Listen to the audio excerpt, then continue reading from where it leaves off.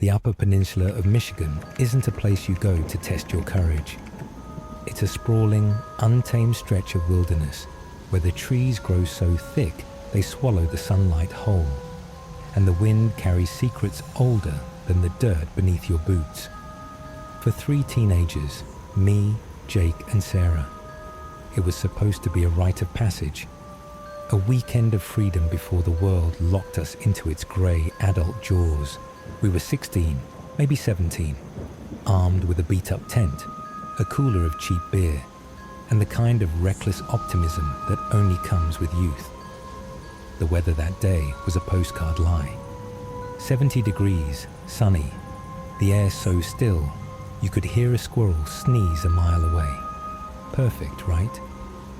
That's what I thought when I called my mum from the ranger station's payphone, the receiver sticky with decades of grime, to tell her we'd made it. "We're fine," I said, my voice crackling through the line. She mumbled something about a storm brewing later, but I brushed it off. Storms in the UP? Sure, maybe a little wind. Tornadoes? That was Kansas stuff. Dorothy and Toto nonsense. Not here. Not us. We pitched our tent in a clearing near Lake Superior's edge, the water glinting like a sheet of polished obsidian under the afternoon sun. The campsite was remote, too remote maybe, a half-hour hike from the nearest road, surrounded by pines that loomed like silent sentinels. Jake, the wiry joker of our trio, cracked open a beer and started yammering about how he'd wrestle a bear if it came sniffing around. Sarah, all sharp edges and quiet intensity, just rolled her eyes and unpacked her sketchbook, her pencil scratching out the jagged outline of the trees. Me, I was the glue, the peacemaker, the one who dragged them out here because I needed to feel something bigger than the suffocating monotony of our small-town lives. The forest smelled of damp earth and pine sap, a rich, living scent that filled your lungs and made you feel invincible. For a few hours it was paradise. We hiked, we laughed, we tossed rocks into the lake and watched the ripples die. But paradise has a way of turning on you when you least expect it. By late afternoon, the sky began to shift. It wasn't dramatic at first, just a slow darkening, like someone was dimming the lights on a stage. The air grew heavy, thick with a metallic tang that coated my tongue.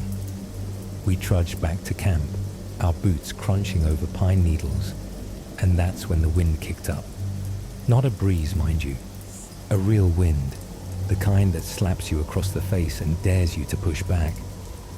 It came from every direction, a chaotic howl that rattled the trees and sent leaves spiraling like confetti in a madman's parade. Jake grinned, his hair whipping around his face.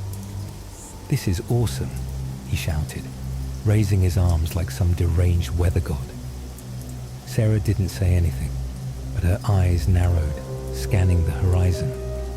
I felt it too, a prickle down my spine, a whisper in my gut that said we'd overstayed our welcome. Then came the megaphone. A muffled, garbled voice sliced through the wind, sharp and urgent, followed by the roar of a ranger truck barreling down the dirt road toward us. "Take cover, tornado warning." The words hit like a punch, and for a second, we just stood there dumbstruck. A tornado? Here, in the Upper Peninsula. It was absurd, a cosmic joke. But the sky wasn't laughing. It churned above us, a bruised, swirling mass of grey and green, the kind of colour you'd see in a nightmare you can't wake from. Lightning cracked, a jagged white scar across the heavens, and the first hailstone, a golf ball-sized chunk of ice, smacked the ground a foot from Jake's sneaker. "Holy shit," he yelped, ducking as more followed, pelting the earth with a sound like gunfire. We ran. The bathhouse was our only shot, a squat, cinder-block building 100 yards away, its peeling paint and rusted door a beacon in the chaos. Sarah led the way, her long legs eating up the distance, while Jake stumbled behind, clutching the cooler like it was his firstborn. I brought up the rear, my heart hammering so hard I thought it had burst through my ribs. The wind screamed now, a banshee's wail that drowned out our shouts, tearing at our clothes and stinging our skin with grit. Trees groaned, their trunks bending at impossible angles, and I swear I heard one snap, a deep, guttural crack that echoed like a gunshot. Hail rained down, bruising my arms, my scalp, each impact a cold, sharp bite. By the time we reached the bathhouse, the world was a blur of motion and noise, and we threw ourselves inside, slamming the door shut and bolting it tight. The air in there was stale, thick with the sour reek of mildew and old piss, but it was shelter. We weren't alone. 5 other campers huddled against the walls, their faces pale and drawn, eyes wide with the kind of fear that strips you bare. A family of 3, a mum clutching a toddler, a dad with a clenched jaw, and 2 grizzled guys who looked like they'd been living in the woods for years, their beards matted with dirt. "You see that sky?" one of them muttered, his voice a low rasp. "Ain't natural." I didn't argue. Outside the storm raged, a symphony of destruction. Thunder so loud it rattled my teeth, wind that shook the walls like a giant's fist, and the relentless thud of hail against the roof. Trees crashed somewhere close, their impacts vibrating through the concrete floor, and I pictured our tent shredded, tangled in the branches, a pathetic rag doll in nature's tantrum. We sat there breathless, the minutes stretching into an eternity. Jake tried to lighten the mood, cracking a beer and offering it around with a shaky grin. To surviving the apocalypse, huh? No one took it. Sarah hugged her knees, her sketchbook abandoned, her usual cool replaced by a quiet, trembling tension. I pressed my back against the wall, the cold seeping through my shirt, and listened. That's when I heard it, beneath the storm's roar, a sound that didn't belong, a whisper, faint, almost lost in the chaos. But there, words I couldn't make out, slithering through the air like smoke. I glanced at the others. No one reacted. Just me then? My imagination, frayed by adrenaline? Maybe. But it kept coming, soft and insistent, curling around my ears like a lover's breath. The storm peaked, a crescendo of fury that made the bathhouse tremble. Lightning flashed through the tiny, cracked window, illuminating us in stark, flickering bursts. Sarah's pinched face, Jake's forced smirk, the family's huddled terror. Then, a sound like a freight train tore through the night, so close I felt it in my bones. The tornado. It was here. The walls groaned, dust sifting from the ceiling, and I braced for the end, picturing the roof peeling away, sucking us into the sky. But it didn't. The roar faded, the wind eased, and the hail slowed to a sporadic patter. Silence fell, heavy and unnatural, broken only by the toddler's soft whimpers. We waited, too scared to move, until Sarah finally unbolted the door. What we saw outside was devastation. The forest was a war zone, trees uprooted, their roots clawing at the air, tents shredded and dangling like grotesque ornaments, hailstones melting into puddles on the frozen ground.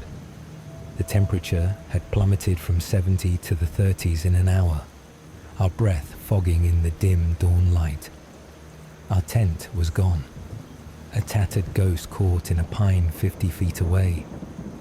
The roads were blocked by fallen timber, trapping us, so we retreated to the bathhouse. The rangers had set up propane heaters, venting them through the shower exhaust, but the warmth barely touched the chill in my bones.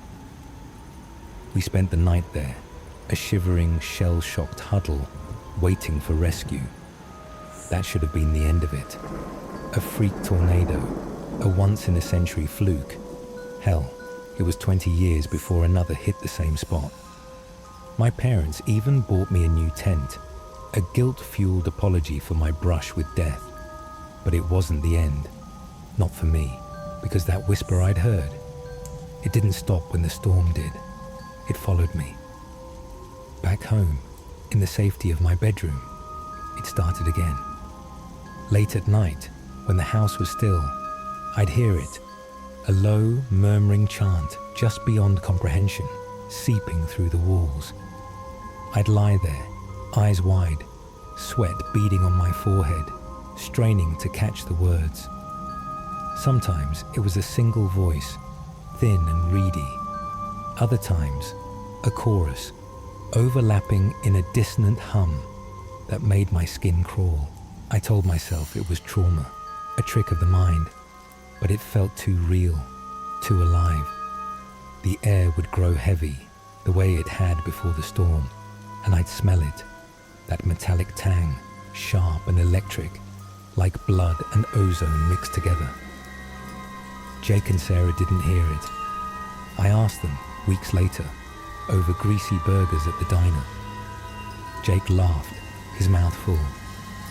"You're losing it, man. Too many horror movies." Sarah just stared at me, her eyes searching, but she shook her head. I didn't hear anything, just the wind. Their dismissal stung, but it also sharpened the contrast between us. Jake, the loudmouth who'd faced down a bear with a beer can. Sarah, the artist who saw beauty in shadows. And me, the one unraveling, haunted by something I couldn't name. I stopped talking about it after that. What was the point? They'd moved on. I couldn't. The whispers grew bolder. One night, I woke to find my window open, the curtains billowing in a breeze that shouldn't have been there. My room was on the second floor, and the night was dead calm. The sound was louder, closer, a sibilant hiss that coiled around my bed. I stumbled to the window, slamming it shut, but the noise didn't stop. It was inside now, echoing in the corners, bouncing off the walls. I grabbed a flashlight, my hands trembling, and swept the beam across the room. Nothing, just my posters, my cluttered desk, my rumpled sheets. But the shadows seemed wrong, too thick, too sharp, like they were holding their breath. I started researching. Old library books, grainy microfiche, anything about the Upper Peninsula's history. That's when I found it. A mention of a logging camp, abandoned in the 1800s, near where we'd camped. The workers had vanished, the story said. During a storm, no one could explain. Locals claimed the forest took them, that it was alive, jealous of intruders. Superstition, sure, but the dates lined up with other disappearances, every few decades, always after a big storm. The article ended with a quote from a trapper. "The wind don't just blow up there, it talks." I should have stopped there, but I didn't. I went back, alone. 2 months after the tornado, I drove up to that same spot. The road now cleared, the forest scarred but standing. The bathhouse was still there, its door hanging crooked, the air inside damp and sour. I set up a new camp, my hands steady despite the dread gnawing at my gut. I had to know. Night fell, and the whispers came, louder than ever. A cacophony of voices weaving through the trees. I followed them, flashlight in hand, into the woods. The air grew colder, the metallic smell choking me, and the ground softened underfoot, like it was breathing. That's when I saw it. A shape in the distance, hunched and swaying, half hidden by the pines. Human, but not. Too tall, too thin, its limbs bending wrong. It turned, and I caught a glimpse of eyes, pale, glowing, set in a face that wasn't a face, just a hollow stretch of skin. The whispers surged, a deafening roar, and I ran. tripping over roots, branches clawing at my arms. I made it back to camp, packed up, and drove home. The rearview mirror empty, but my ears ringing with that sound. It's been years since then. I don't camp anymore. Jake's a mechanic now. Sarah's off at art school. And I'm here, telling you this. The whispers never left. They're softer now, a background hum to my life. But they spike when the wind picks up, when the air smells like a storm. I don't know what I saw that night, what followed me out of the Upper Peninsula. Maybe it was the forest, like the trapper said. Maybe it was something older, something the tornado woke up. All I know is it's still out there, waiting.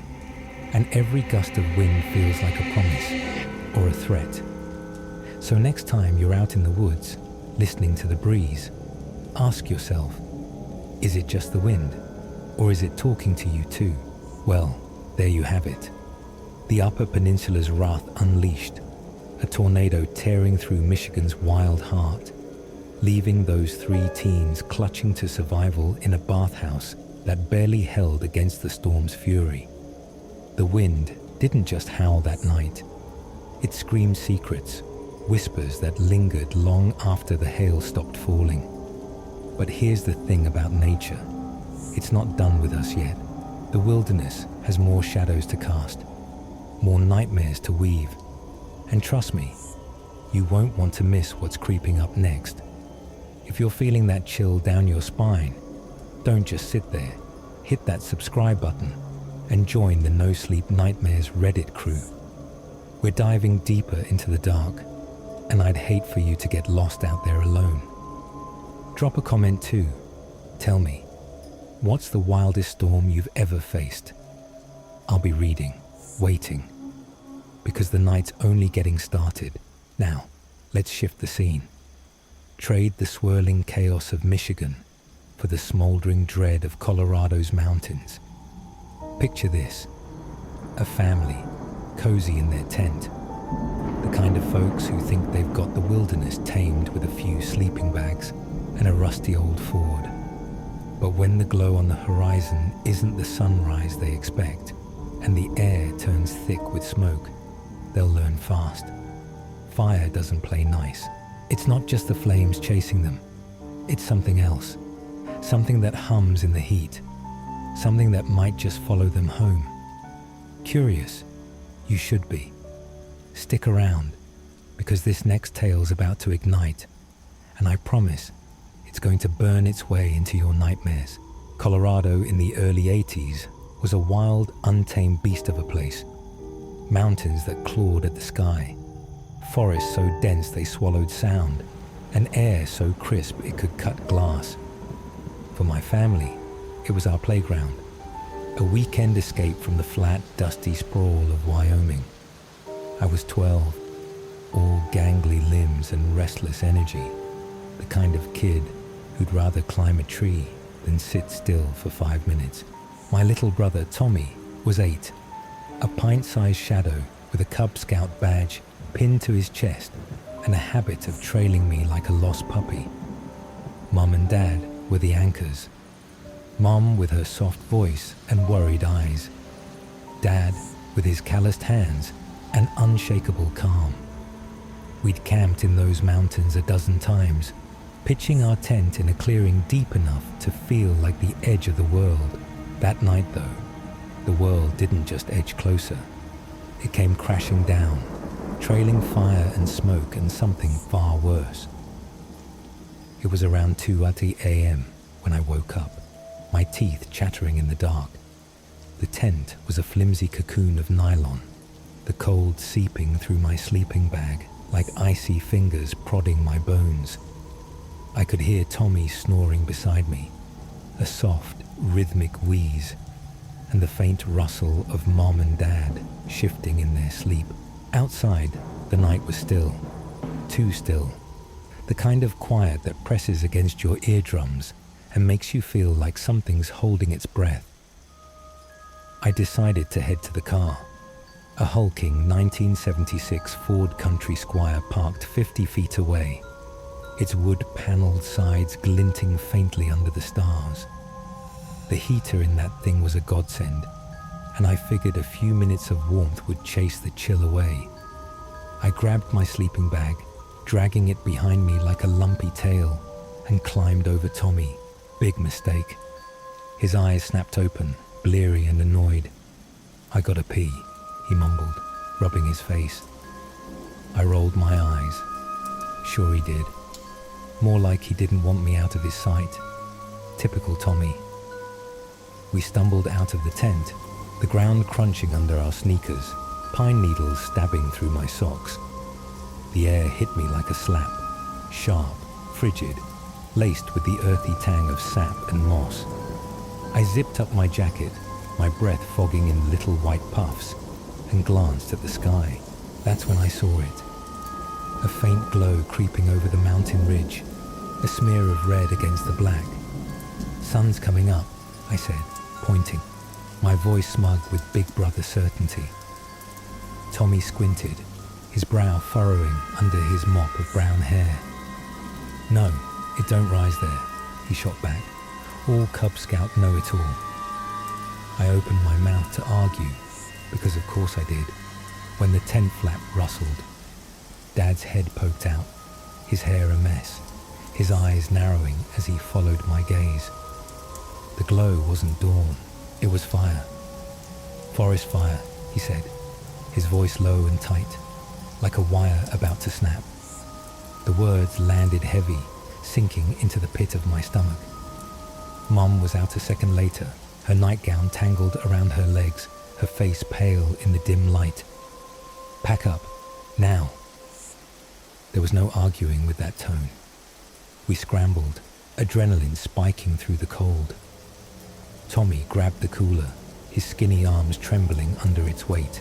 I yanked the tent stakes from the ground, my fingers fumbling, the metal slick with frost. Dad collapsed the tent in one swift motion, not bothering to fold it, just shoving it into the Ford's back, along with our sleeping bags and gear. Mom darted around, snatching up odds and ends, a flashlight, a half-eaten bag of marshmallows, her movements jerky, like a puppet on frayed strings. The air was changing, thickening with a bitter, acrid bite that stung my nose. Smoke, it curled through the trees, a grey haze that blurred the stars, and the glow on the ridge grew brighter, angrier, a pulsing wound in the night. We piled into the car, Dad at the wheel, Mum shotgun, me and Tommy crammed in the back with the gear. The engine roared to life, a guttural growl that vibrated through my spine, and we peeled out, tires spitting gravel on the narrow, winding road. "We're ahead of it," Dad kept saying, his knuckles white on the steering wheel. Everything's fine, but the smoke said otherwise. It poured in through the cracked windows, a choking fog that burned my throat and made my eyes water. The road twisted like a snake, flanked by sheer drops on one side. No guardrails, just a black abyss, and dense forest on the other. Trees loomed in the headlights, their branches clawing at the sky, and every so often, a gust of wind sent embers spiraling past, tiny fireflies of death. I pressed my face to the glass, watching the ridge. The fire was closer now, a wall of orange and red licking at the treetops, its roar a distant thunder growing louder by the second. Tommy whimpered beside me, clutching his scout handbook like it could save him. "We're gonna die, aren't we?" he whispered, his voice small and cracked. I wanted to snap at him, tell him to shut up, but my mouth was dry, my tongue a useless lump. Instead, I forced a grin, the kind Jake from school would have called badass. "Nah, we're too cool to burn. Dad's got this." Dark humor, sure, but it was all I had. Mom twisted in her seat, her eyes wide and glassy. "We'll be fine, honey," she said, reaching back to squeeze his hand. Her fingers were cold, trembling, and I saw the lie in her face. Dad didn't look back, just kept driving, his jaw set, his calm cracking at the edges. The road dipped, and that's when we saw the game warden's truck, a battered pickup with flashing lights, tearing up a side path toward another campground. Dad slowed, rolling down his window as the warden waved us down. "Fire's spreading fast," the guy shouted, his voice rough over the wind. "I'm evacuating the site. You've got time, but move." Dad nodded, and we lurched forward again, the warden's lights fading in the rear view. Time. Sure, but the smoke was thicker now, a suffocating shroud that turned the world grey, and the heat was creeping in. A dry, prickling wave that made my skin itch. Embers rained harder, pinging off the hood, and I swear I heard the fire laugh, a low, crackling chuckle that rolled down the mountain. Then it got weird. Amid the chaos, the roar of the flames, the screech of the wind, I heard something else. A hum. Soft at first, barely audible, like a radio tuned to static. It grew, weaving through the noise. A melody that didn't belong. A lullaby, warped and wrong, sung in a voice that wasn't human. I froze, my breath catching. "You hear that?" I asked, my voice barely a croak. Tommy shook his head, his eyes glued to the window. Mum didn't turn, just murmured, "It's the wind, sweetie." Dad didn't answer, his focus locked on the road. But I knew it wasn't the wind. It was too deliberate, too alive, curling around my ears like smoke made sound. The hairs on my neck stood up, and I pressed my hands to my head, trying to block it out. No one else heard it, just me. The fire was gaining, a hungry beast snapping at our heels. A tree crashed somewhere behind us, the impact shaking the car, and Tommy yelped, diving into my lap. "We're toast," he wailed, and I almost laughed. Almost. Because yeah, we might have been. The road narrowed, the drop-off yawning wider, and Dad pushed the Ford harder, the engine whining in protest. The hum grew louder, insistent, threading through the lullaby like a needle through flesh. Words formed, faint and garbled. "Sleep, little ones, sleep." And my vision blurred, the edges softening like I was sinking into a dream. I shook my head, digging my nails into my palms. Stay awake, stay alive. We hit a straight stretch, and Dad floored it, the car rattling like it'd shake apart. The smoke was a wall now, choking us. The heat, a furnace blast through the vents. Embers glowed in the haze, and I saw shapes, flickering, fleeting things that weren't just fire. Faces, maybe, or hands, reaching from the flames. Hallucinations, I told myself. Oxygen deprivation. But the lullaby sang on, sweet and sinister, and I couldn't shake the feeling that something was watching us, riding the fire's back. We rounded a bend, and there it was. Open road, the forest thinning, the glow receding. Dad let out a shaky breath. "We're out," he said, and Mum sobbed, a raw, broken sound. Tommy clung to me, his tears soaking my shirt, and I stared out the back window, the fire a distant smear of red. We made it home by dawn, the Ford reeking of smoke, our gear a jumbled mess in the back. Mom brewed coffee, her hands unsteady, while Dad sat on the porch, staring at nothing. Tommy curled up on the couch, his handbook forgotten, and I stood in the kitchen, the adrenaline draining away, leaving me hollow. That should have been it. A close call, a story to tell at school, a badge of survival. But the hum didn't stop. It followed me. That night, in my bed, it came again. Soft, insidious, seeping through the walls. "Sleep, little ones, sleep." I bolted upright, my room dark except for the faint glow of my clock. 2 a.m., same as when it started.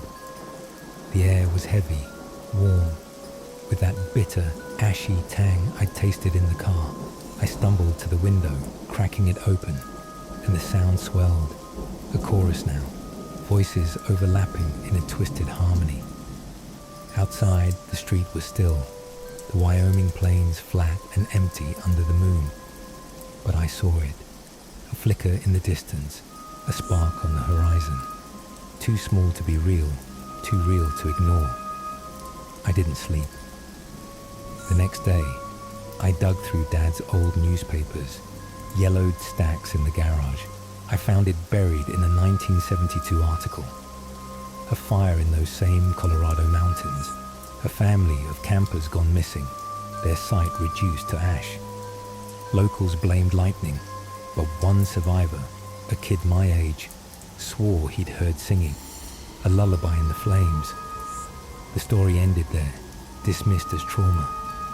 I kept digging, finding whispers of other fires, other vanishings, stretching back decades. Always the same, a blaze, a song, and someone who didn't come back. I told Tommy once, months later. He laughed, his scout bravado back in full swing. "You're nuts, bro. Fire doesn't sing." Mom overheard, her face tightening, and she changed the subject. Dad just stared at me, his calm replaced by something haunted, like he'd heard it too, but wouldn't admit it. They moved on. Tommy to his badges, Mom to her garden, Dad to his tools. I couldn't. The hum was my shadow, quiet most days, but flaring when the wind carried smoke. Campfires, barbecues, even a candle's flicker. Each time I'd smell it. Ash and heat, a memory that wasn't just memory. Years later, I went back, alone. I was 20, restless, chasing answers. The clearing was still there, scarred and overgrown, the air thick with pine and silence. I camped where we had, my tent a flimsy shield against the dark. Night fell, and the hum returned, louder, a siren's call. I followed it, flashlight trembling in my grip, into the trees.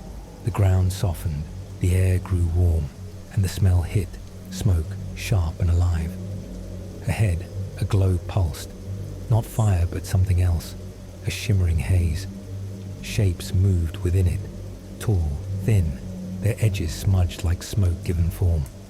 One turned, its face a blank, eyeless void, and the lullaby roared, "Sleep, little ones, sleep," a command that sank into my bones.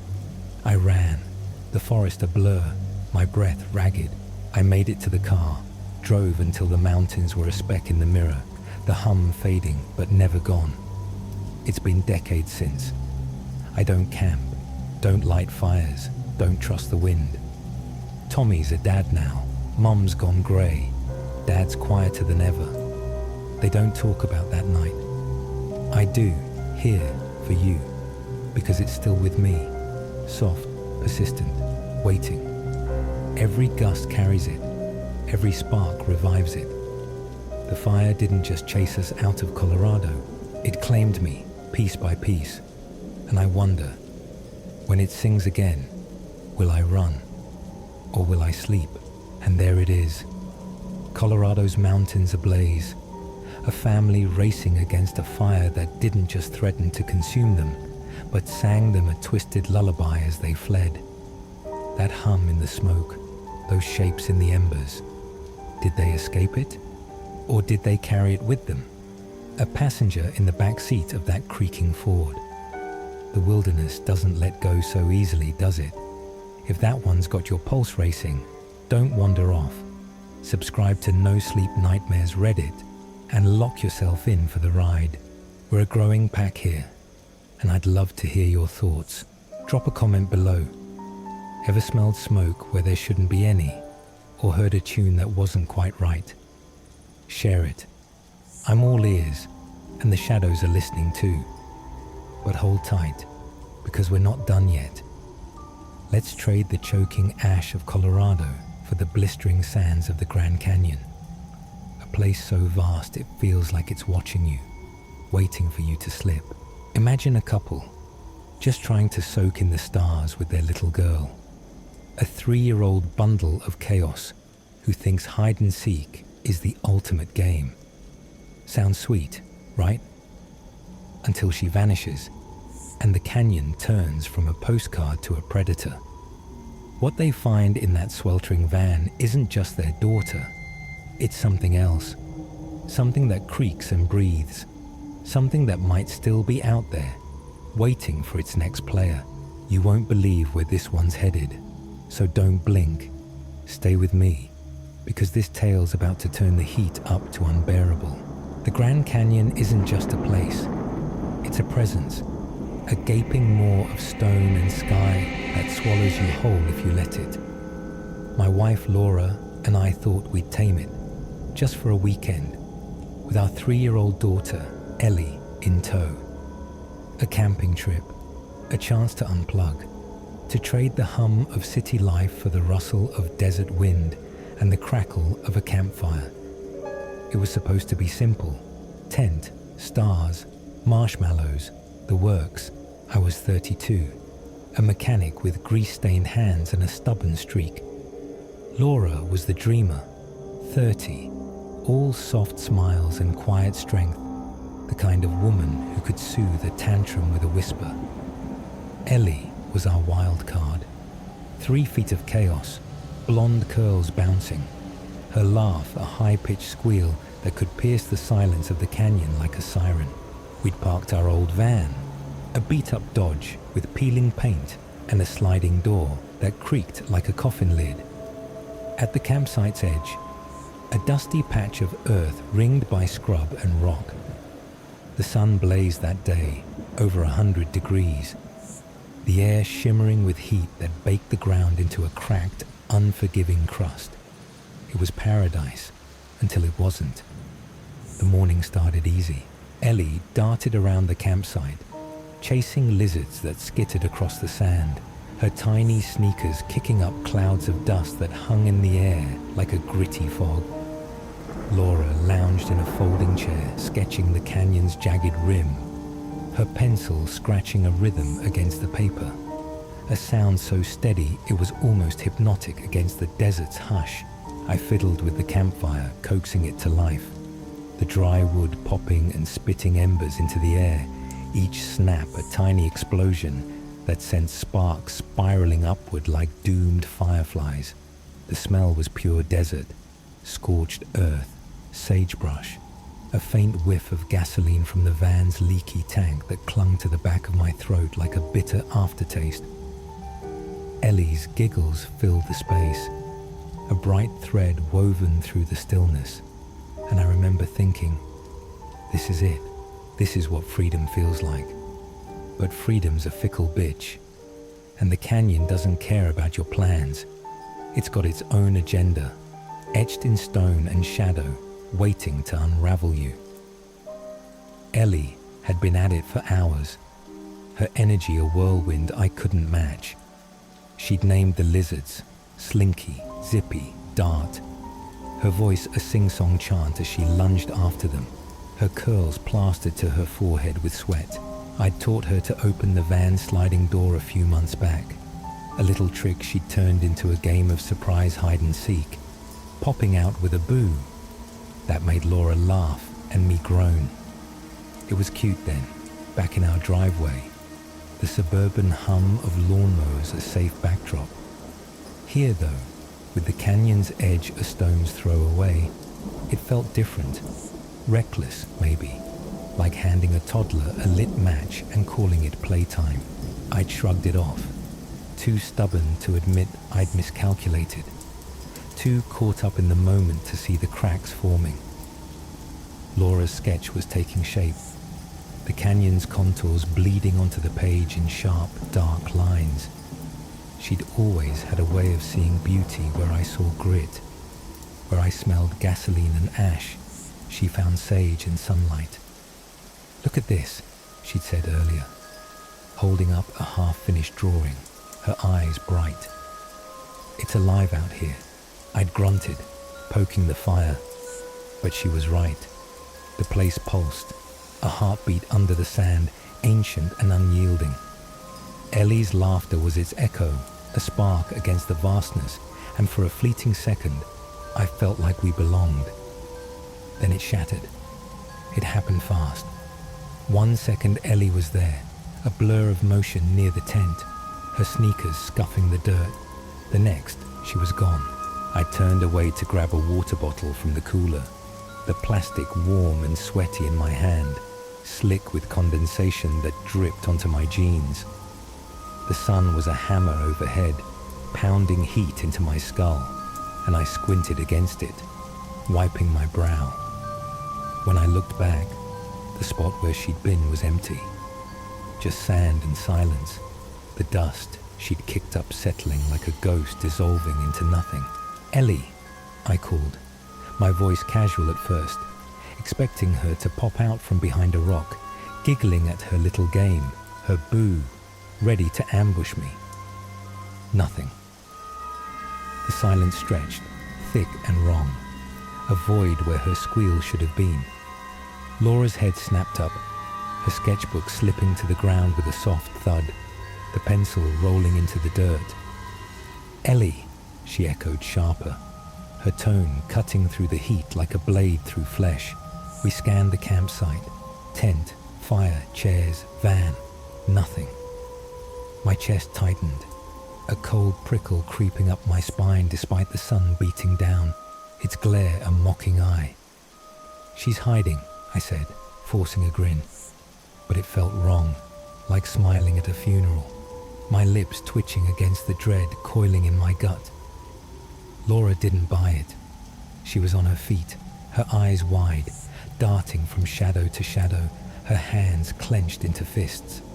"Ellie, baby, come out." Her voice cracked, raw with a panic I hadn't heard since the night Ellie spiked a fever at 6 months old, when we'd paced the ER, helpless and hollow. That memory surged back now, bitter and sharp, and I pushed it down, stomping toward the van. I ran to it, yanked the sliding door open with a groan of metal that scraped my nerves raw, and shouted her name into the dim interior. The air inside was a furnace blast, a wall of heat that slammed into me, thick with the sour tang of melted crayons, sun-baked upholstery, and that damn gasoline stink that never went away. No Ellie, just a pile of clothes, a cooler tipped on its side, our duffel bags slumped in the back like deflated corpses. The shadows shifted, the light bending weirdly off the cracked dashboard, and for a heartbeat, I thought I saw movement, a flicker, a twitch, but it was just the heat playing tricks. I slammed the door shut, the sound a gunshot in the quiet, reverberating off the canyon walls, and spun around, my boots grinding into the dirt, kicking up a gritty cloud that stung my eyes. "Ellie," I yelled again, louder, my throat tightening as the word bounced back, unanswered, a hollow taunt. Laura was moving now, circling the tent, peering under chairs, her hands trembling as she pushed aside brush, thorns snagging her fingers. "She couldn't have gone far," she muttered, more to herself than me. But her face was pale, her lips a thin line, her breath hitching in shallow gasps. The canyon loomed around us, its vastness suddenly menacing. Cliffs that could hide a fall, crevices that could swallow a child whole. The drop-off, a silent promise of oblivion just beyond the scrub. My mind raced, dark thoughts clawing up. Abduction, a rattler's bite, a stumble into the abyss. Every possibility was a knife twist in my gut, each one sharper than the last, carving out a hole where my calm used to be. I pictured her tiny frame tumbling, her curls matted with blood, her squeals silenced by rock and dust. Images I couldn't unsee, couldn't stop. I tore through the campsite, shouting until my voice was hoarse, the heat pressing against me like a living thing, a weight that smothered and burned. The sun glared down, relentless, turning sweat into salt on my skin, stinging the corners of my eyes. Laura joined me, her calls overlapping mine, a frantic duet that echoed and faded into the canyon's maw, swallowed by its indifference. Minutes stretched, each one a hammer blow to my chest, time bending under the weight of fear. I checked the tent again, ripping open the flap, empty, the sleeping bags a tangled mess, the air inside stale and hot, the fire pit, nothing but ash and embers, the wood reduced to grey husks, a faint wisp of smoke curling up like a dying breath, the rocks, the scrub, the endless stretch of sand, no sign, no footprint, no trace. My hands shook, adrenaline sour in my mouth, a metallic taste that mixed with the dust and heat. I pictured her out there lost, crying, her tiny body dwarfed by the canyon sprawl, and the image clawed at me, relentless, a beast I couldn't fight. "She's gone," Laura whispered, her voice breaking, a thread snapping under too much strain, and I snapped back, "No, she's not," because I couldn't let that be true. Not my Ellie, not my wild card, not the kid who'd smeared peanut butter on my toolbox and laughed like it was the funniest damn thing. I lunged toward the canyon's edge, peering over, the drop a dizzying plunge into shadow, my stomach lurching as I scanned the rocks below, nothing but stone and silence. The wind a low moan that mocked my desperation. Laura grabbed my arm, her nails digging in, her eyes wild. "Stop it, Tom. She's not there." Her voice was a plea, a command, and I turned, my chest heaving, ready to argue, when she screamed. It was a sharp, guttural sound that stopped my heart, a primal wail that cut through the heat and froze me mid-step. I whipped around, and there she was, standing by the van, her silhouette framed against the rusted metal, her curls a halo in the sunlight. Relief hit me like a tidal wave, my legs nearly buckling, the air rushing back into my lungs in a ragged gasp. "Ellie!" I shouted, sprinting toward her, boots pounding the sand. But Laura got there first, dropping to her knees and pulling Ellie into her arms with a force that rocked them both. Oh God," she sobbed, clutching her tight, her tears soaking Ellie's shirt. And I fell beside them, my hands on Ellie's shoulders, feeling her warmth, her breath, the solid reality of her. She was fine, flushed, sweaty, her cheeks pink from the heat, but fine. Her big blue eyes blinking up at us, confused by the fuss, a tiny frown creasing her brow. "I was hiding," she said, her voice small, a chirp against the storm we'd just endured. And Laura laughed, a jagged, tear-soaked sound that broke and mended me all at once. I wanted to laugh too, to let the terror bleed out, to scoop her up and spin her until the world made sense again. But then Laura's grip tightened, her fingers digging into Ellie's arms. "Where?" she asked, her tone shifting, soft but edged, a mother's instinct kicking in. Ellie pointed at the van, her little hand steady, grinning like it was a game, like she'd won some secret prize. "Inside," I croaked, my voice a rasp, and she nodded, her curls bobbing, her smile wide and guileless. "Under the clothes." I stood, my knees weak, a tremor running through me, and yanked the door open again, the creak a scream in the stillness. The pile of clothes, my old flannel, Laura's sundress, a blanket, was there, undisturbed, a heap of fabric I'd sworn I'd checked, but now I saw it. A small hollow where she'd burrowed, a nest hidden from my frantic search, the edges of the blanket curled like it had held her close. I'd shut the door on her, locked her in that oven of a van, over 100 degrees, the air thick and suffocating, a tomb I'd sealed with my own hands. My vision blurred, my breath hitching as the realization sank in. I could have killed her, my little girl, trapped, baking alive, her lungs gasping in that stifling heat, and I'd missed it, too blind, too panicked to see. Laura's face crumpled, her arms tightening around Ellie, a shield against the truth we both felt, and I staggered back, the heat from the van washing over me like an accusation, a wave of guilt that burned hotter than the sun. My hands shook, my stomach roiling, and I saw it, her tiny body limp, her curls matted with sweat, her blue eyes dull, a nightmare I'd almost made real. "We're done," Laura said, her voice steel through the tears, cutting through the haze. "We're leaving." I didn't argue, couldn't. My tongue was lead, my mind a wreckage of what-ifs. We packed up in silence, the tent collapsing under my numb hands, poles clattering like bones, the campfire doused with a hiss of steam that rose like a ghost.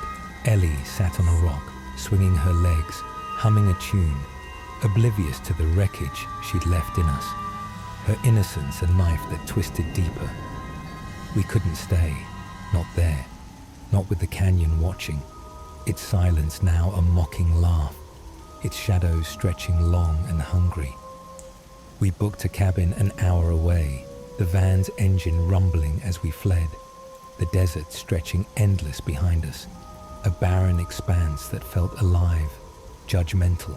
The drive was a blur, the road winding through scrub and stone, the van rattling with every bump, its creaks a taunt I couldn't shake. That night, in the cool dark of the cabin, Laura slept with Ellie curled against her, their breaths sinking in a rhythm I couldn't join, a harmony I'd broken. I sat up, staring out the window at the black expanse, my heart still racing, my soul somewhere else, left behind in that van maybe, or lost to the canyon's jaws, a piece of me snagged on the edge of that hollow where Ellie had lain. That should have been the end. A scare, a lesson, a story to tell when Ellie's older, laughing over how she outsmarted us, her hide-and-seek triumph a family legend. But it wasn't, because that night, in the cabin, I heard it, a low, creaking groan, like metal bending under strain, a sound that didn't belong in the pine-scented stillness. I froze, my skin prickling, a chill cutting through the warmth of the room, and crept to the window, my bare feet silent on the wood floor. The parking lot was empty, our van a shadowed hulk under the moon, its rusted frame a silhouette against the night. But the sound came again, sharper from inside it, a deep, resonant moan that vibrated in my chest. I grabbed a flashlight from the nightstand, my hands trembling, the beam jittering as I clicked it on, and stepped outside, the gravel biting my bare feet, each step a stab of cold reality. The air was cool now, laced with pine and dust, a stark contrast to the day's furnace.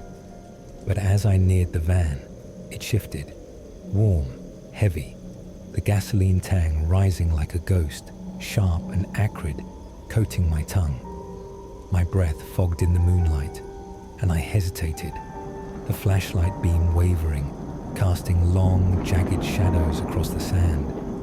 I slid the door open, the creak deafening in the stillness, a slow, drawn-out wail that echoed off the cabin walls and shone the light inside. The pile of clothes was there, my flannel draped over Laura's sundress, the blanket bunched at the edge, but it moved, slowly, subtly, like something breathing beneath it, a rise and fall that matched no wind, no trick of the eye. My throat closed, my pulse hammering, a drumbeat in my ears that drowned out the night's quiet. "Ellie?" I whispered, absurdly, knowing she was safe inside, her curls pressed against Laura's chest, but the word slipped out, a plea to the dark. No answer, just the rustle, the faint groan of the frame, a sound like the van itself was exhaling, its metal lungs flexing. I reached out, my fingers brushing the fabric, and it was warm, too warm. alive with a heat that pulsed against my skin, a heartbeat under the cloth. I yanked my hand back, the flashlight beam jerking, and for a split second, I saw it. A shape, vague and wrong, curling under the clothes, eyes glinting in the dark, twin pinpricks of light that weren't reflections, weren't anything I could name. Then it was gone, the pile still, the van silent, the air heavy with that gasoline reek, a stench that clung to me like a second skin. My breath hitched, my legs trembling, and I stumbled back to the cabin, locking the door, my chest heaving, the flashlight clutched like a lifeline. Laura didn't wake. Ellie didn't stir, and I sat there, watching the window, the van a black stain against the night, its silhouette a crouching beast under the moon's pale gaze. The next day, I checked it. Nothing. Just clothes, cooler, bags, the same as always. The hollow where Ellie had hidden now a lifeless dent. The sun was up, the heat creeping back, and the van sat mute, its creak silenced by daylight. But the warmth lingered in my memory, a phantom pulse against my fingertips. The glint of those eyes burned into my mind, the groan echoing in my ears like a song I couldn't unhear. We drove home, the trip a blur of asphalt and silence, Laura's hand on mine a fragile tether, and I told myself it was exhaustion, panic playing tricks, the canyon's vastness twisting my head. Laura believed it too, her soft reassurances a balm I didn't deserve, her voice a lifeline I clung to. Ellie forgot, her hide-and-seek triumph just another giggle in her arsenal, a footnote in her endless chatter. But it didn't stop. Back in our suburban garage, the van sat, a silent sentinel, its rusted hull a fixture I couldn't ignore. And at night, I'd hear it, the groan, the rustle, faint but there, seeping through the walls like a whisper from the desert. I'd check, flashlight in hand, the beam slicing through the dark, and find nothing.